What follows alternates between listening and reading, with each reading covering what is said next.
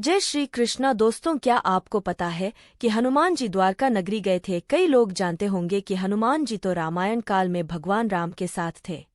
फिर वे द्वारका नगरी क्यों आए थे और द्वारका नगरी आकार के उन्होंने किस किस का अहंकार नष्ट किया था, इस अभी बातें जानने के लिए वीडियो के अंत तक बन रहे।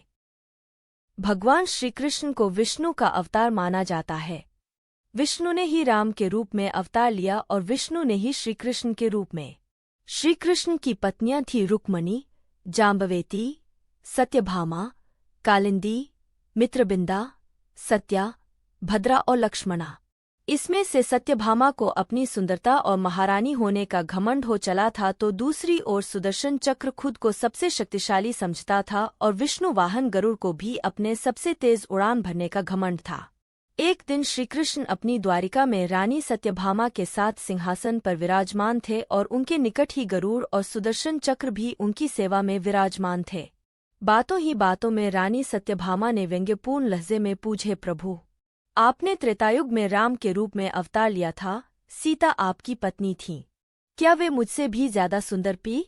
भगवान सत्यभामा की बातों का जवाब देते उससे पहले ही गरुड़ ने कहा, भगवान, क्या दुनिया में मुझसे भी ज्यादा तेज गति से कोई उड़ सकता है? तभी सुदर्शन से भी रहा नहीं गया और वह भी बोल उठा कि भगवान, मैंने बड़े बड़े युद्धों में आपको विजय श्री दिलवाई है, क्या संसार में मुझसे भी शक्तिशाली कोई है?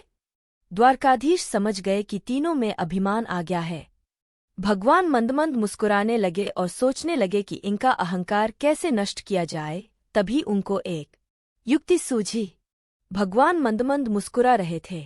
वे जान रहे थे कि उनके इन तीनों भक्तों को अहंकार हो गया है और इनका अहंकार नष्ट होने का समय आ गया है। ऐसा सोचकर उन्होंने गरुड़ से कहा कि हे गरुड़, तुम हनुमान के पास जाओ और कहना कि भगवान राम माता सीता के साथ उनकी प्रतीक्षा कर रहे हैं। गरुड़ भगवान की आज्ञा लेकर हनुमान को लाने चले गए। इधर श्रीकृष्ण ने सत्यभामा से कहा कि देवी, आप सीता के रूप में तैयार हो जाएं, और स्वयं द्वारकाधीश ने राम का रूप धारण कर लिया। तब श्रीकृष्ण ने सुदर्शन चक्र को आता देते हुए कहा कि तुम महल के प्रवेश द्वार पर पहरा दो और ध्यान रहे कि मेरी आज्ञा के बिना महल में कोई भी प्रवेश न करने पाए। सुदर्शन चक्र ने कहा, जो आज्ञा भगवान, और भगवान की आज्ञा पाकर चक्र महल के प्रवेश द्वार पर तैनात हो गया। गरुड़ ने हनुमान के पास पहुंचकर कहा कि हे वानरश्रेष्ठ, भगवान राम माता सीता के साथ द्वारका में आपसे मिलने के लिए पधारे हैं। आपको कुता लाने की आज्ञा है, आप मेरे साथ चलिए। आपको अपनी पीठ पर बैठाकर शीघ्र ही वहां ले जाऊंगा। हनुमान ने विनयपूर्वक गरुड़ से कहा, आप चलिए बंधु, आता हूँ। गरुड़ ने सोचा, पता नहीं यह कुद्धा वानर कब पहुँचेगा। खैर, मुझे क्या कभी भी पहुँचे, मेरा कार्य तो पूरा हो गया। मैं भगवान के पास चलता हूँ। यह सोचकर गरुड़ शीघ्रता से हृतिका की ओर उड़ बले। लेकिन यह क्या? महल में पहुंचकर गरुड़ देखते हैं कि हनुमान तो उनसे पहले ही महल में प्रभु के सामने बैठे हैं। गरुड़ का सिर लज्जा से झुक गया। तभी श्रीराम के रूप में श्रीकृष्ण ने हनुमान से कहा कि पवनपुत्र, तुम बिना आज्ञा के महल में कैसे प्रवेश कर गए? क्या तुम्हें किसी ने प्रवेश द्वार पर रोका नहीं? हनुमान ने हाथ जोड़ते हुए सिर झुकाकर अपने मुंह से सुदर्शन चक्र को निकालकर प्रभु के सामने रख दिया। हनुमान ने कहा कि प्रभु, आपसे मिलने से मुझे इस क्या कोई रोक सकता है? इस चक्र ने रोकने का तनिक प्रयास किया था, इसलिए इसे मुंह में रख मैं आपसे मिलने आ गया।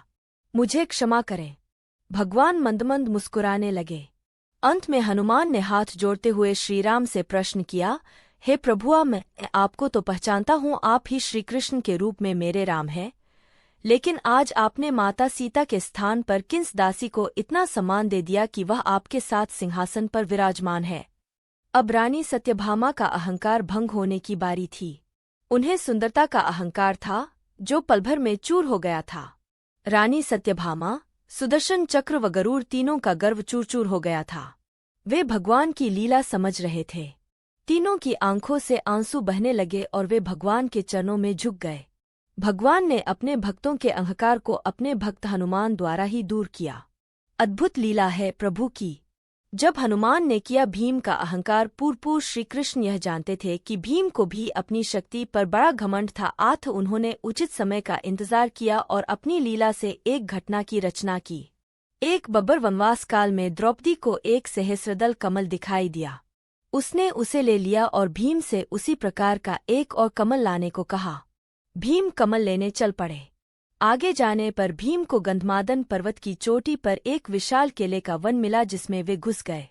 इसी वन में हनुमान जी रहते थे। उन्हें भीम के आने का पता लगा तो उन्होंने सोचा कि अब आगे स्वर्ग के मार्ग में जाना भीम के लिए हानिकारक होगा। वे भीम के रास्ते में लेट गए।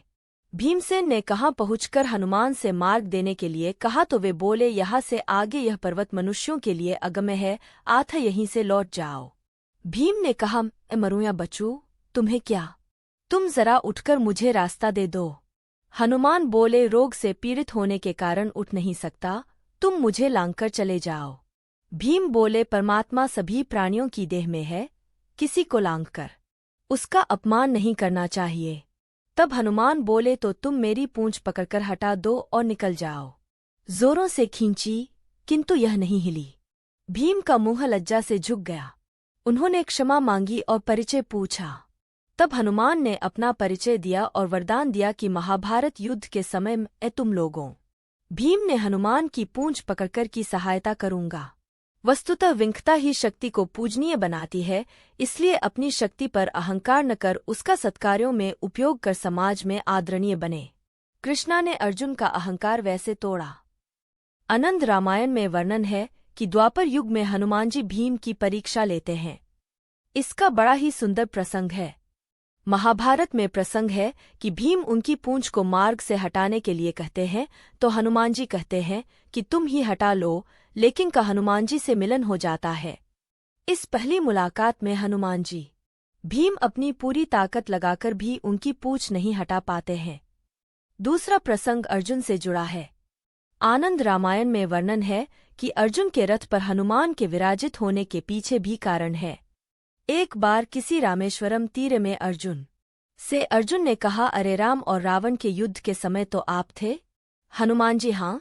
तभी अर्जुन ने कहा, आपके स्वामी श्रीराम तो बड़े ही श्रेष्ठ धनुषधारी थे, तो फिर उन्होंने समुद्र पार जाने के लिए पत्थरों का सेतु बनवाने की क्या आवश्यकता थी? यदि मैं वहां उपस्थित होता तो समुद्र पर बागों का सेतु बना देता, जिस पर चढ़कर आपका पूरा कनर दल समुद्र पार कर लेता। इस पर हनुमान जी ने कहा, असंभव, बाणों का सेतु यहाँ पर कोई काम नहीं कर पाता। हमारा यदि एक भी वानर चढ़ता तो बाणों का सेतु छिन्न भिन्न हो जाता। अर्जुन ने कहा, नहीं, देखो ये सामने सरोवर है, मैं उस पर बाणों का एक सेतु बनाता हूँ, आप इस पर चढ़कर सरोवर को आसानी से पार कर लेंगे। हनुमान जी ने कहा, असंभव। तब अर्जुन ने कहा, यदि आपके चलने से सेतु टूट जाएगा तो मैं अग्नि में प्रवेश कर जाऊंगा, और यदि नहीं टूटता है तो आपको अग्नि में प्रवेश करना पड़ेगा। तब अर्जुन ने अपने प्रचंड बाणों से सेतु तैयार कर दिया। जब तक सेतु बनकर तैयार नहीं हुआ तब तक तो हनुमान अपने लघु रूप में ही रहे, लेकिन जैसे ही सेतु तैयार हुआ हनुमान ने विराट रूप धारण कर किया। हनुमान जी ने कहा, मुझे स्वीकार है, मेरे 2 चरण ही इसने झेल लिए तो मैं हार स्वीकार कर लूंगा। हनुमान राम का स्मरण करते हुए उस बाणों के सेतु पर चढ़ गए। पहला पग रखते ही सेतु सारा का सारा डगमगाने लगा, दूसरा पैर रखते ही चरमराया और तीसरा पैर रखते ही सरोवर के जल में खून ही खून हो गया। तभी श्री हनुमान जी सेतु से नीचे उतर आए और अर्जुन से कहा कि अग्नि तैयार करो। अग्नि प्रज्वलित हुई और जैसे ही हनुमान अग्नि में कूदने चले वैसे भगवान श्रीकृष्ण प्रकट हो गए और बोले, ठहरी।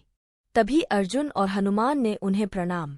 भगवान ने सारा प्रसंग जानने के बाद कहा, है हनुमान, आपका तीसरा पग सेतु पर पड़ा, उस समय मैं कछुआ बनकर सेतु के नीचे लेटा हुआ था।